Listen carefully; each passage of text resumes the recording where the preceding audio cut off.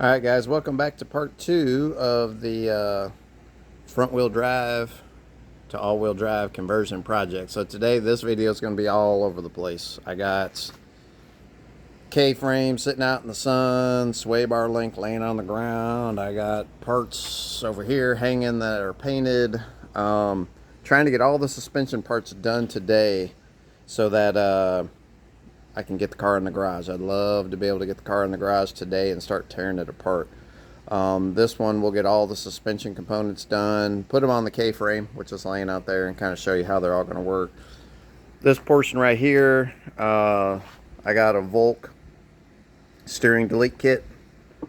Comes with these nice Heim joints that replace the ends of the trailing arm. Comes with a freeze plug for the top of your rear differential. It's got these little guys here that are used to weld up, to put over the holes here. There's a bolt that runs through here. I don't have a video of me pulling the ends of these out, but these are a pain. I had to heat them, do all kinds of stuff to get these joints out of the end of that, because how this the all-wheel steering works is this part right here actually flexes side to side. You would think that there would be like a ball joints or something on this end that would steer like the front of a car, but it doesn't. This whole trailing arm just kind of rocks back and forth. So this Volk kit, this part slides into here. We'll weld it all the way around. Then I'll put these, I'll do these first. I'm actually going to stick these on the inside and then weld them from out here and then grind them down smooth. I had already painted these because I had sandblasted them and put acid on them to get all the rust off of them, and then I just painted them because I didn't want them to start rusting again. So I'm gonna get these welded on here. I'll show you some more poly bushings, but we're gonna move fast and we're gonna be all over the place. So let me get after it. So I got me a wet rag laying around this thing so the metal doesn't get too hot. I know I'm going to have to repaint a lot of this, but it's putting a lot of heat in there, so that paint's just going to fall right off. But I got the end plugged in there. I actually had a little rust hole here that I got to weld up, but I'm going to run a small bead all the way around that lip, and then that'll make this thing nice and solid. And then we can put the Heim joints in it. Well, paint it, get the Heim joints in it, and get her mounted up. Alright, I got that piece welded in. Now it's time to grind those down, let it cool off, and then get some more paint on this. Well, I've been waiting for paint to dry on other things. I did the poly bushings on. These are the mounts. There's all 3 mounts to mount the differential into the K-frame. Got them packed full of that same window urethane adhesive, but you can just see, how pitted these parts are, even here on the backside, where I guess this must have been a northern car, because it almost looks like this thing was,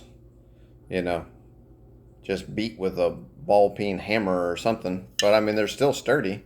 And the welds are still good. Again, once all this stuff gets underneath the car, it's not going to get seen again unless somebody jacks it up and looks underneath it. But I didn't want to spend a bunch of extra money on, buying these new parts that would still have the wore out bushings in them and whatnot. So they should serve a purpose. This part here, I mean, even the backside of it looks, it's got pitting there on the top of it, but, overall, they're not in too bad a shape. What I'm a little bummed out about, though, is this rear differential right here. Again, while I've been waiting for paint to dry, I started to tear this thing apart and, clean it up. And when I opened it up, I didn't video the opening of it, but the drain pin here had a ton of metal on it. So I put some kerosene in here, shook it around, drained it out, and even more metal just got all over that. And then I looked and found all of these chunks came out. Not sure what these are, but I'm guessing they're probably something to do with the limited slip function of this thing.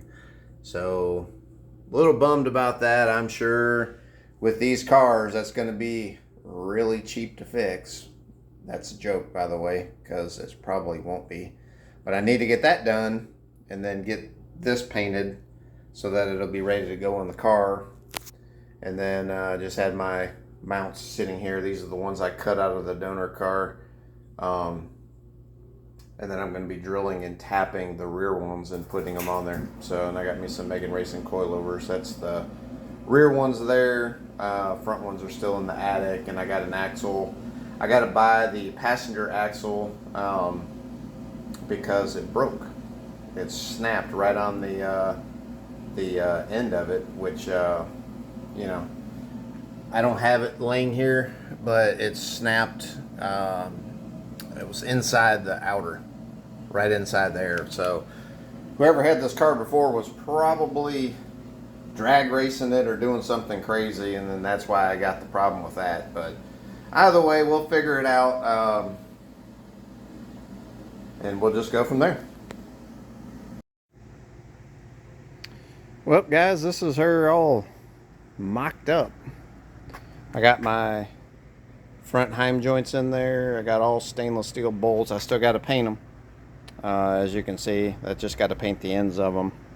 Got my homemade stainless steel control arms in there.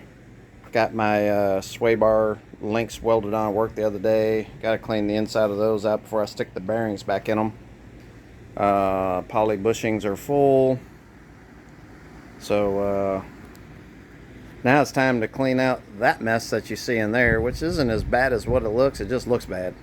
Get the car in the garage because we're getting ready to start tearing this thing apart. But I got this thing together. It's like everything moves freely, no binding. What I'm going to do is get these the exact precise length as the factory ones. And as I mentioned in the last video, I have no adjustment on the ends of those now. It's only going to be off of the 4-link and then the ball joint. So I'm going to get both these on both sides the exact same length as the factory ones. And then we should really only have to adjust this top one to get my, I guess that's your camber. And I wished I would have, but I didn't. Is I did not measure the bolt hole distance to this part right here before I tore these apart. Really wished I would have. So if anybody's got a set of trailing arms out there and they want to measure center bolt hole to the front lip, that would be great. If not, I'm going to have to look off pictures and try to get it as close as I can. And then I guess if we have to adjust it whenever we get it at the alignment shop. So I know this video has been squirrely, kind of been all over the place, trying to get things knocked out because the next step is, as I mentioned, getting that dude in the garage and getting it tore apart, which should be coming on part number 3. So thank you guys for joining me on this journey, and we'll see you on the next one.